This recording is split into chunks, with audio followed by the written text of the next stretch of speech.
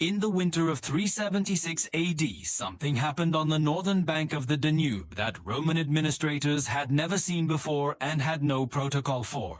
Hundreds of thousands of Goths, the same Goths Rome had been managing, fighting, and occasionally absorbing for 2 centuries, appeared at the river's edge asking to cross. Not raiding, not invading, begging, they were terrified.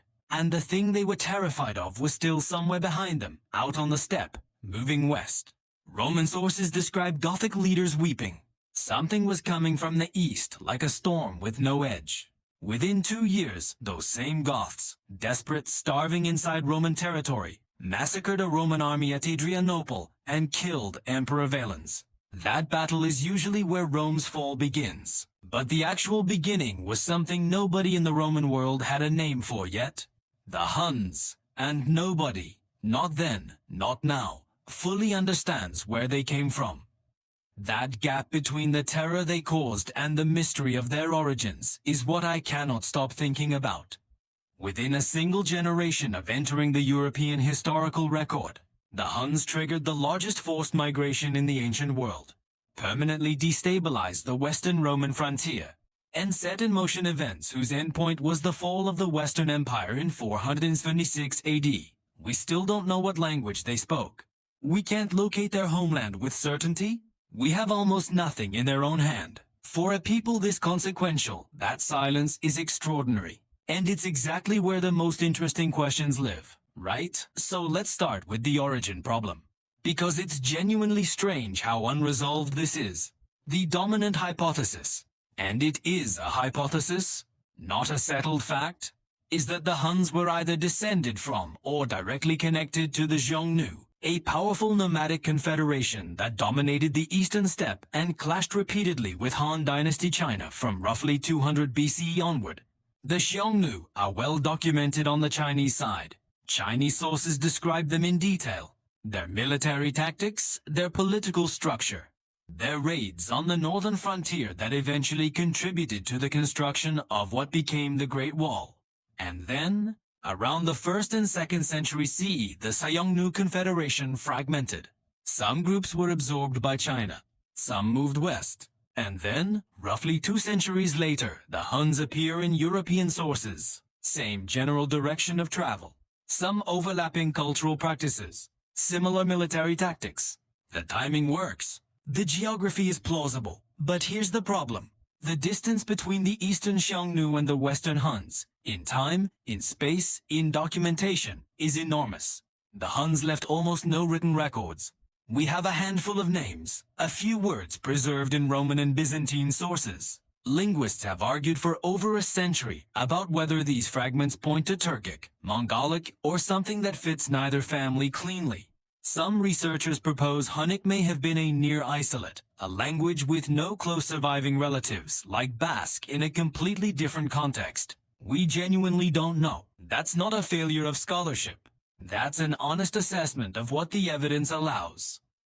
This is the first place where ancient DNA has started to change the conversation.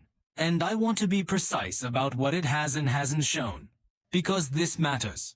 Bioarchaeological studies from burial sites in Hungary, Kazakhstan, and the broader Pontic steppe have begun to reconstruct the genetic profile of Hunnic period populations. What the data shows is genuinely complex. Individuals buried with Hunnic-associated grave goods show a mixture of genetic ancestries, some components tracing back to East Asia, others reflecting Western Eurasian admixture accumulated as the Huns moved and incorporated other steppe peoples. There is no single clean Hunnic genome. What the DNA shows is a mobile, expanding population that absorbed other groups as it moved, which fits perfectly with what historical sources describe. The Hunnic Confederation was never ethnically homogeneous. It incorporated Alans, Ostrogoths, Japids, and others under Hunnic leadership. And it raises a question the data hasn't yet answered. How far back does that East Asian ancestry actually go? Is it Xiongnu ancestry? Adjacent steppe populations? The studies are ongoing. Every new burial site adds a piece. Now, the military question. Because this is what everyone thinks they know about the Huns. And the reality is both more specific and more interesting than the general terrifying horseman version. The Hunnic composite bow was a genuine technological achievement. A recurve bow built from laminated wood, bone, and sinew. Materials with different mechanical properties that together produced far greater draw weight and range than any single material bow. Hunnic bows recovered from burial contexts across the steppe show precise, deliberate engineering. Not improvised weapons, a sophisticated manufacturing tradition, and they were used from horseback at full gallop with accuracy that Roman sources describe with barely concealed disbelief. Ammianus Marcellinus, a Roman military officer and historian who is generally one of the more reliable sources for this period, writes about Hunnic riders who could deliver accurate fire while riding at speed, wheel away before contact, and be back at range before a pursuing infantry unit could close the distance. That's not exaggeration for effect. That's a description of a genuine tactical doctrine. The feigned retreat, which Roman and Byzantine commanders encountered repeatedly and almost never successfully countered, was not a trick. It was a trained system. A unit would engage, take pressure, and then appear to flee in disorder. Pursuing infantry or cavalry would break formation to chase, and then the Hunnic riders would wheel, reform, and deliver coordinated fire into a disorganized enemy that had just sacrificed its defensive structure for the sake of pursuit. It worked against the Goths, it worked against the Romans, it worked against the Sassanid Persians. The reason it kept working against armies that had already seen it once is that the psychological pressure of an apparent enemy collapse is extremely hard to resist in the heat of battle, even when you know intellectually that it might be a trap. And here's the thing, facing Hunnic mounted archers, there was no good option. Stand still and you absorb fire. Advance and you're chasing something faster than you. Retreat and you've lost the field. Roman commanders who encountered this doctrine didn't have a doctrine to counter it. That's why entire provinces emptied before the Huns even arrived. But okay. The military stuff is the part everyone's heard something about. What nobody tells you is how sophisticated the political operation was. By the time Attila came to sole power in 445 AD, after murdering his co-ruler and brother Bleda, which the sources record with a kind of exhausted lack of surprise, as if fratricide at the top of a steep empire was simply expected, the Hunnic court had become something genuinely strange and fascinating. Roman and Byzantine ambassadors visited it and left detailed accounts. Priscus of Panium, a Byzantine diplomat who attended a banquet at Attila's court in 449 AD, wrote a description historians still use as a primary window into Hunnic court culture. Not a barbaric encampment. A functioning court with protocol, hierarchy, ceremony, and deliberate political theater. Attila ate from a wooden plate, while his guests ate from silver. Not poverty. A performance of ascetic power. A ruler demonstrating he was above the luxury his tributaries craved. Priscus also met a Greek merchant at court who had been captured years earlier, had prospered under Hunnic rule, and had no interest in returning to the Roman world. That detail alone should complicate every assumption about what living under the Huns actually meant. The tribute negotiations are where Attila's political intelligence is most visible. At the peak of his leverage, the Eastern Roman Empire was paying Attila 2,100 pounds of gold per year.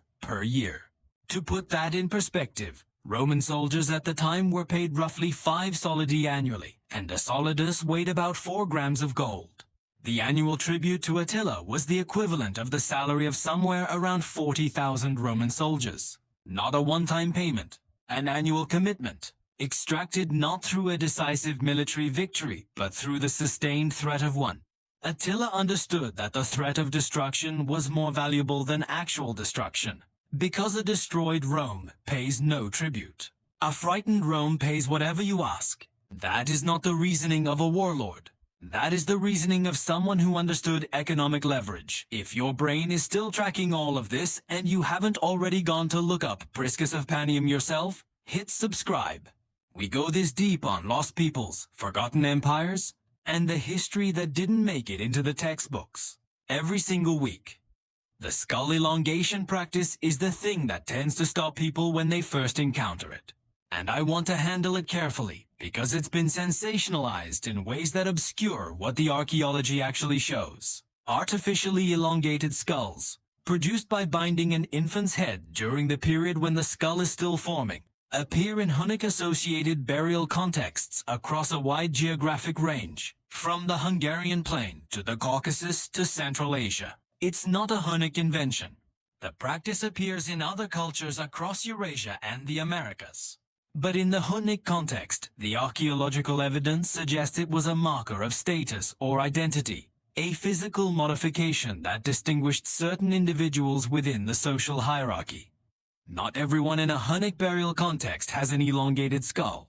The practice seems to have been associated with elite or warrior classes. And here's the DNA dimension. The individuals with elongated skulls in Hunnic period Hungarian burials tend to show higher proportions of East Asian genetic ancestry than those without, which suggests the practice may have been specifically associated with the core Hunnic leadership class, the people who came from furthest east, who maintained the strongest connection to the steppe tradition. That's not confirmed, but it's a hypothesis the genetic data is currently being used to test, and the results are genuinely interesting. The religious picture adds another layer. The Huns appear to have practiced a form of shamanism.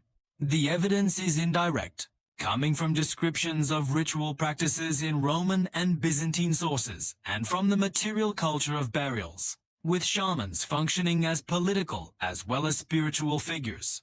The relationship between Hunnic leadership and shamanic authority seems to have been close enough that it may have influenced succession dynamics. Some historians have argued that Attila's authority was partly legitimated through religious as well as military charisma, that he positioned himself as a figure with special access to divine favor, most famously in the story of the Sword of Mars, a weapon supposedly sent by the gods and found by a herdsman, which Attila claimed as proof of his divine mandate to rule. Was that a genuine belief or deliberate political theater? Probably both. The two are not mutually exclusive when you're running a multi-ethnic empire through force of personality. Which brings us to the death. And this is where the history gets genuinely strange enough that I understand why people assume it must be myth. In the spring of 453 AD, Attila married a young woman named Ildiko. The night of the wedding feast, he was found dead in his tent. Priscus, who was still alive and connected enough to be hearing reports from people close to events, records that Attila had suffered a hemorrhage, probably a severe nosebleed that he was unable to stop while unconscious, possibly from heavy drinking. He drowned in his own blood on his wedding night. That is the account. Not a battle, not a conspiracy, though later sources tried to construct one, blaming Ildiko or Roman agents. The contemporary sources point to a medical event, and the irony of it, the most feared man in the Western world, the ruler who had extorted the Roman Empire for decades, who had marched armies from the Urals to the Rhine, dying alone, in a tent from a nosebleed, is the kind of detail that history occasionally produces, and that no novelist would dare invent. What happened next is the part that permanently reframed how I think about the Hunnic Empire. Within 2 years of Attila's death, the empire was gone, not weakened, gone. His sons, Elak, Dengizic, Arnak, immediately fell into conflict. The subject peoples held in place by Hunnic military dominance saw their moment. In 454 AD, at the Battle of Nadau in Pannonia, a coalition of Germanic peoples turned on their former overlords and destroyed the main Hunnic military force. Elak was killed. Within a few years, the remaining Huns retreated onto the steppe, fragmented, and ceased to exist as a political entity. The empire that had held the Roman world in sustained terror dissolved faster than it takes a modern government to pass a budget.